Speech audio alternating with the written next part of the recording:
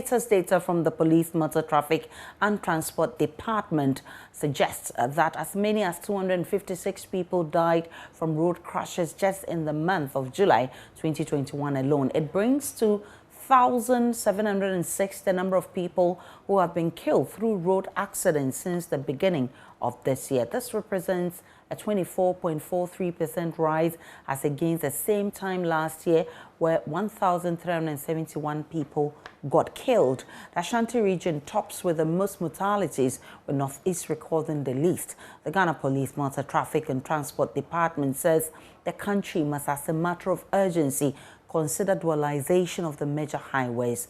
Well, this afternoon we focus on this subject because road crashes won't just go away. It's beginning to sound more like a broken record. We are back here again at the figures. What will it take to stem the threat? Dr. William Aka is a transport consultant and senior research scientist at the Building and Road Research Institute. Doc, I'm grateful for your time this afternoon.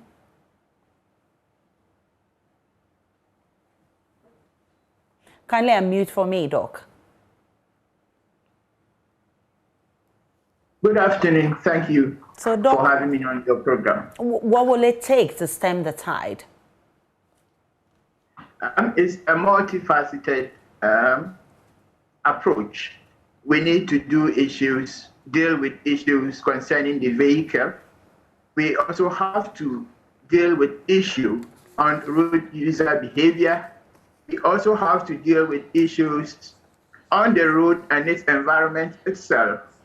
And then the last one I want to mention is our post-crash response time. All these factors are very important. So we need to coordinate these factors very well in order to make sure that road traffic crashes are reduced in this country. What's the role of the individual and what's the role of government or the security agencies? I'm talking about the MTTD. What's their role in ensuring that this happens? Again, road safety is a multi-sectorial sector, so it requires several sectors. The National Road Safety Authority is supposed to coordinate the activities of all the road safety programs in the country. The police, as you mentioned, are to ensure enforcement of speed limits, enforcement of helmets, enforcement of alcohol limits. All these are supposed to be enforced by the police. And we also have the road agencies under the Ministry of Roads and Highways, which are supposed to make sure that all the roads are put in the right shape. They are locations where accidents are frequent, are dealt with. All the measures we need to put in place to make sure that road traffic crashes are reduced, are dealt with, are supposed to be done by the agencies. Of course, we also have the Ghana Health Service to deal with emergency cases. So it's a multi-sector approach. Several sectors are involved here to make sure that we deal with the issue of road safety. The concern about the police, and I'm coming back to the Motor Traffic and Transport Authority, the fact that they sometimes make it very simple for people who disobey road regulations, people who drive rickety vehicles, and most of the commercial vehicles are at fault when it comes to this. These concerns have been raised over the years, and I must say that we're still there. What will it take to end this? Well, enforcement is very, very important. As you rightly mentioned, road user behavior constitutes about 80% of all road traffic crashes in this country. And what we need to deal with this road user behavior is enforcement. So we need the police to be strict, ensure that when drivers need to be punished, we punish them instead of just settling matters on the roadside. So we need to make sure that the police are able to enforce our laws. Because if you look at what we have, in our law. We have all the laws, but the enforcement part is what is missing. So we need the police to enforce the law. I mentioned issues with speeding, for instance. The police will need to enforce speeding. Speed limits needs to be obeyed. You mentioned issues with the vehicles, right? The driver and vehicle licensing authority, they need to make sure that only vehicles which are roadworthy are on our road, and the police is the institution which is supposed to enforce this. If they fail us, they fail everybody. If you should drive well on the roads, you realize that some vehicles are not roadworthy. Why are they on the road? They are not supposed to be there. Drivers, motor riders riding without helmets. Why are they on the road without being arrested?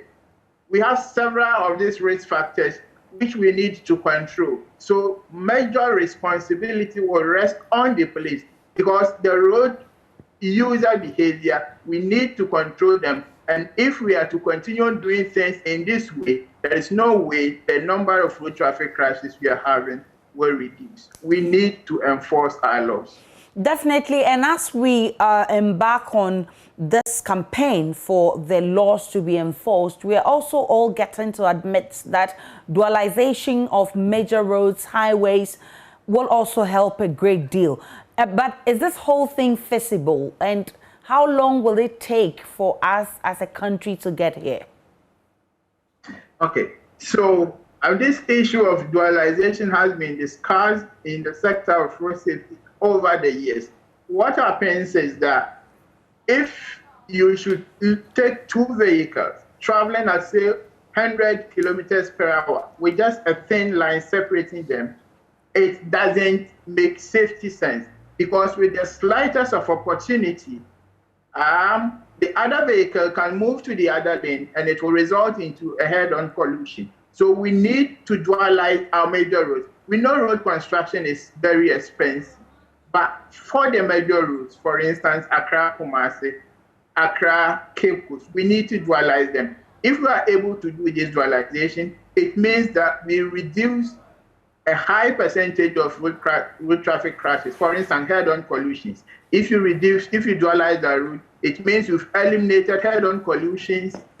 Because when you are traveling from Accra to Kumasi, you follow vehicles for a very long time, and sometimes these drivers, they get agitated, and with the slightest opportunity, they want to overtake. And when they make some of these maneuvers, it results in head-on collision. So yes, we need to dualize it. Road safety, road construction is expensive, but the cost of the lives we are losing as a result of head-on collisions on our major road is equally expensive, maybe more expensive than what the road will cost. So there is the need for us. No, it's not possible to dualize all routes in the country. That is not possible.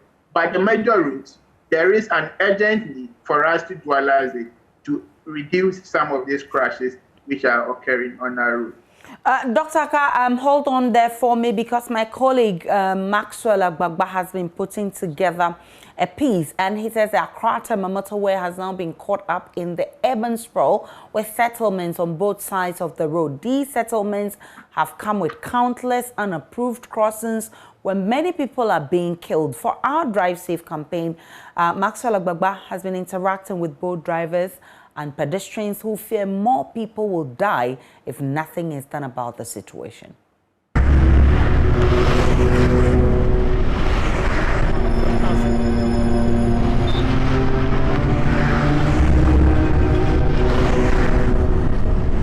It is a hot afternoon, and I'm on the Klagon section of the Tema Motorway. About 100 meters away from where I'm standing is a young female student. She's carrying what is popularly called the Ghana Must Go bag. She has been standing there for the past 10 minutes. Like many others, she's waiting until a safer time to cross. The young lady I later got to know as Petikote, a 16-year-old second-year SHS student. Betty's friend Vanessa, who was also a student, died on this section of the motorway. She was on her way to school.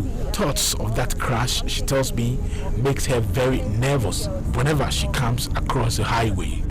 It's very dangerous because the cars are moving very fast and none are ready to allow us cross.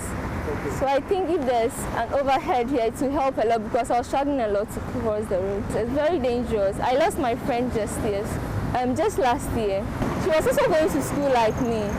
Yes, and then she decided to use this place and the car knocked her down.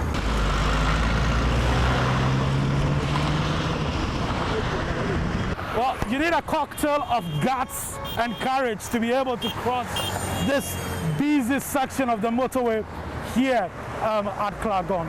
Majority of the residents I've been speaking to tell me about the daily risk of crossing the motorway here at this section. Many of the vehicles are speeding beyond 100 kilometers per hour. So that's 12 hours. I've met another young lady, Beauty Doe. She sells biscuits and drinks at the Klagon lorry station. The woman who used to sell very close to her was one Hajia. Hajia used to sell cola nuts at the station. She was killed some months ago when she tried to cross the motorway to her home. It was Saturday. We are from Monday to Saturday. So Saturday, we are all here from Monday to Saturday. So Saturday when she came, we were all here, we chat, we play, we do things, and we were like, oh, today you look beautiful, like a joke. So normally she closed around 5 to 6 that way, and she left. That's for me, I closed around 8. So the next day, Sunday, I was in the house and they called me, the woman had an accident on the motorway. I said, oh, what happened? And they said, she's crossing and can't make it. A lot of life have been lost on this road. A lot. A lot of communities have sprung up very close to the sides of the motorway.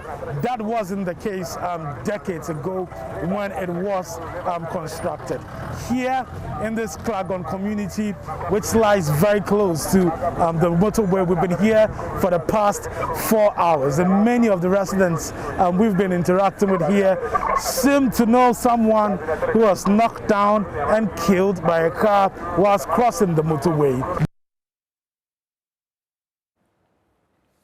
Thankfully, Dr. Aka is still here with me. Doc, you've seen it for yourself.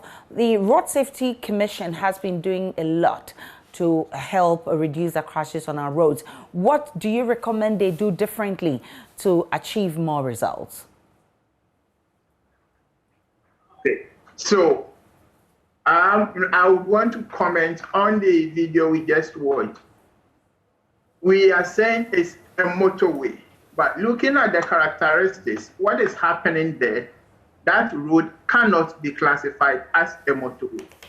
Because on a motorway, accesses to the road are controlled.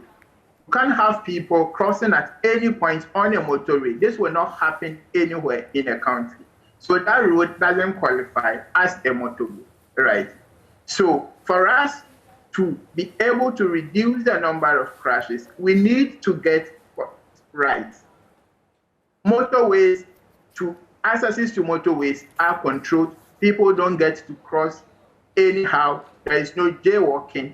People cross at designated locations. So here we need responsible road user behavior, right? We need responsible road users. So that is on the part of the road users. Road users need to be responsible, and road users here include drivers, right, who are overspeeding, going beyond the speed limit, who are doing whatever, jumping off red lights, not putting on their seatbelt.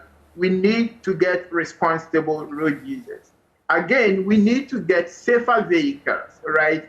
The Driver and Vehicle Licensing Authority would have to make sure that only vehicles which are roadworthy are on our roads.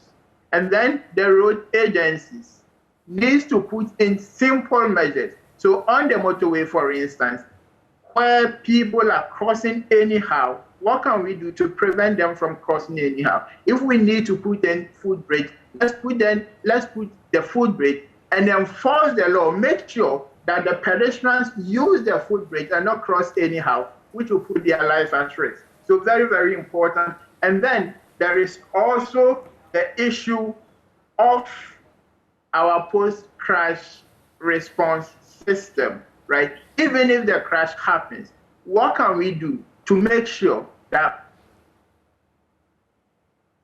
the number of people who die are reduced? The Ghana Ambulance Service, we need to resource them. They need to be able to get to the crash scene within the minimum time so that we'll be able to reduce some of these crashes. The road agencies, some simple measures. We know road construction is very, very expensive, but when they do the road construction, they need to put in simple measures which will make sure that the accidents are reduced. For example, street lighting, very, very important, because when there is darkness, sometimes pedestrians perceive drivers have seen them. The drivers, most of them, don't see them, and they end up knocking down pedestrians. So simple things like street lighting, road markings, very, very important. We need to put them in place.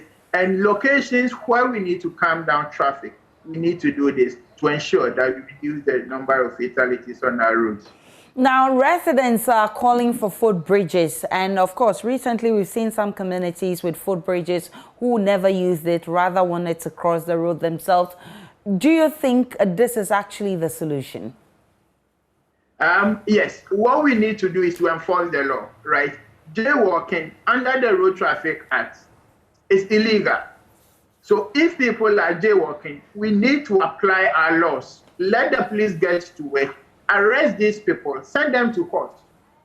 Because if you have vehicles traveling on the motorway, for instance, 100 kilometers per hour, you miss them with a pedestrian. That is a surest way to get people killed. This will not happen, right? You don't need to miss people with vehicles traveling at 100 kilometers per hour, for instance. You need to segregate them. And this you can only do by using pedestrian footbridge for them, or maybe an underground pass. This is the only solution. People don't need to have accesses to motorways, highways, major highways. We need to control them. Else, what we will need to do is to have speed humps on our major highways, which also defeats the purpose of the road being a highway where you must or you can travel at very high speeds in order to get to your destination. So we need to enforce our laws, make sure that the laws are obeyed, prosecute people, and then our roads will be safe. Now, thankfully, Director of Research, Planning and Programs at the National Road Safety Authority, David Osafo-Adontain, has joined via Zoom. I'm grateful for your time. Has this situation come to your attention? What is the National Road Safety Authority's assessment of the danger? Hello, Mr. Adontain. If you can hear me on the pulse, I'm asking what's your own assessment of the danger if this particular issue about the motorway has come to your attention. Well, if you can hear me, can you hear me? Loud and clear. Okay, good. Good afternoon. And indeed, the motorway is a problem that we know very well. It's very close to us. We are very much aware of the dangers associated with the use of the motorway. You will agree with me that the motorway itself has lost its credibility in terms of the function of serving as a motorway, an expressway. The intention of developing the motorway is currently defeated because if you look at the way the land use and how people are encroaching in terms of putting up structures very close to the motorway, and also the fact that now the people are crossing the road at various points. Commercial vehicles are stopping for passengers to board the vehicles and alight. I think that it's become a situation that we will have to look at it in a broader term. It is not safe to use the motorway currently. The road itself, if you look at the surface, has also suffered some deterioration. And in recent times, there was not even a week that you wouldn't hear of a crash here and there. Beyond that, the use of the motorway by motorists in particular is also very, very, very, serious for us to be looking at, because there's speed beyond limits. The road at the moment and the environment would not allow people to go the kind of speeds that they are going. It is very difficult also for the police to go and enforce any regulation on the motorway. And so it turned out to be a danger zone for as far as we are concerned.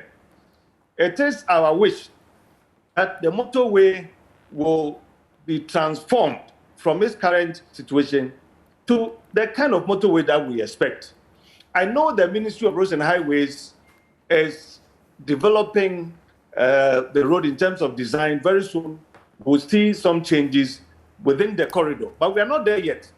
But as we are not there, what we do as an authority is continue to engage motorists on that particular stretch, ensuring that they don't go beyond the stipulated speed limits. On the motorway, by law, we are not supposed to go more than 100 kilometers per hour. Indeed, if you look at it, you can find almost none of them complying with the rules and regulations on the use of the motorway. So it's become a problem for all of us, and not only for the National Road Safety Authority, I think for the road agency itself, and then for all of us as Ghanaians.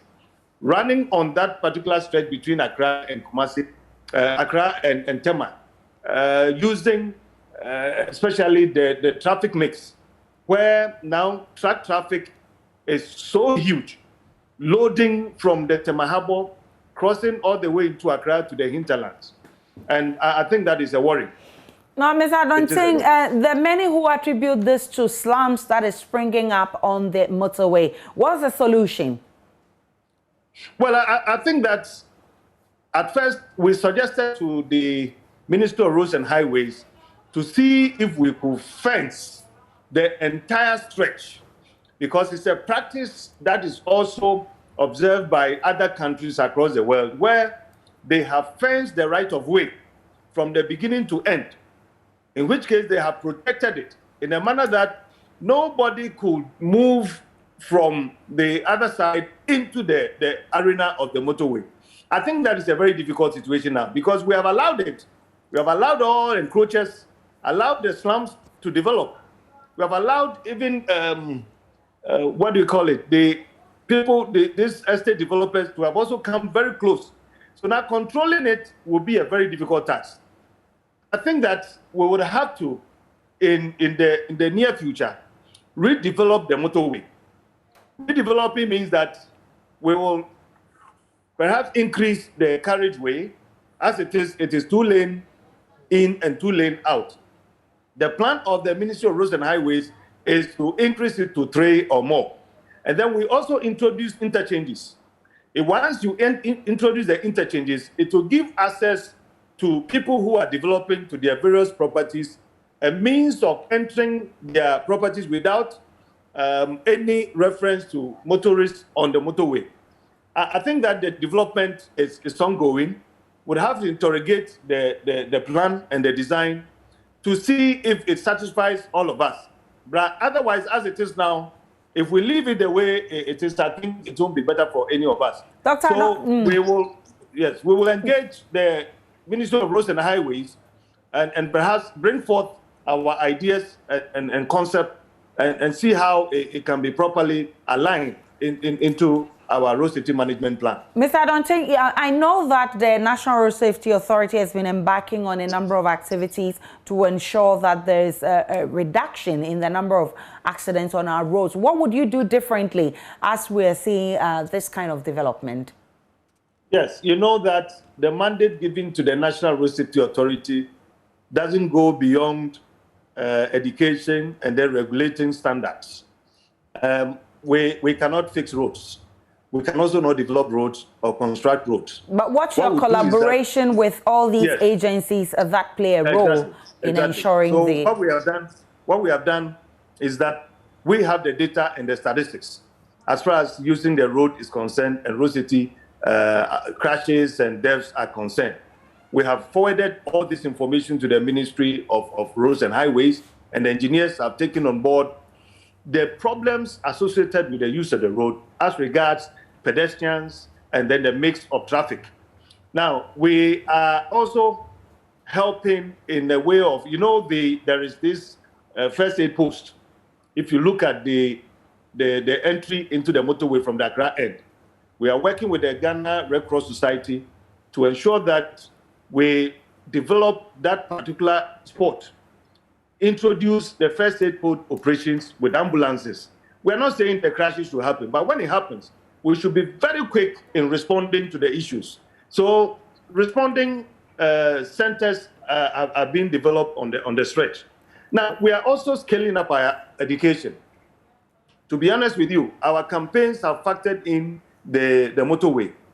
We periodically go there, our outreach teams, to station at the toll booth to engage the drivers who use the motorway.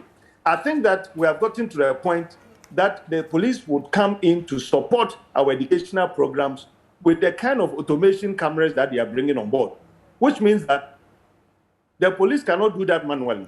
If they bring these cameras to support the education we're doing, then whoever runs on the motorway beyond the 100 kilometers speed limit that we're talking about will now be identified with the camera and then will be apprehended by the police and prosecuted accordingly. It is a matter of education and enforcement. And I believe that very soon as the police are getting closer to installing the cameras on the motorway, it's one of the biggest achievements that all of us are going to enjoy in the coming days. Mr. David Osafo-Adonting, thank you so much for your time this afternoon. Let me thank you, Dr. William Aka, who also suggested that motorway needs to be re-looked at, and Adonting also hammered on that one. I'm grateful for your time. Dr. William Aka is a transport consultant.